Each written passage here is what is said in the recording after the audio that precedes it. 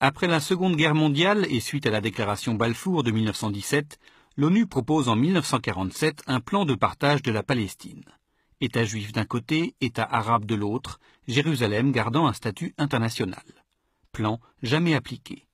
En 1948-49, en effet, la première guerre israélo-arabe redessine les frontières au profit d'Israël. En 1949, la Cisjordanie passe sous contrôle de la Jordanie et Gaza de l'Égypte. En juin 1967, suite à la guerre des 6 jours, Israël triple son territoire et occupe le Sinaï et Gaza, la Cisjordanie et le Golan.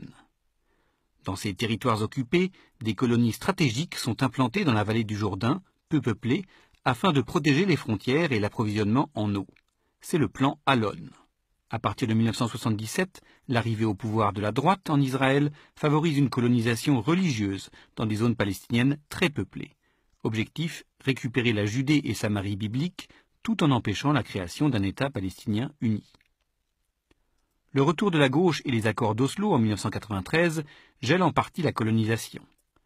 La Cisjordanie est divisée en 3 zones, les 2 premières sous contrôle palestinien, total ou partiel, la 3e avec l'essentiel des colonies, reste sous contrôle israélien.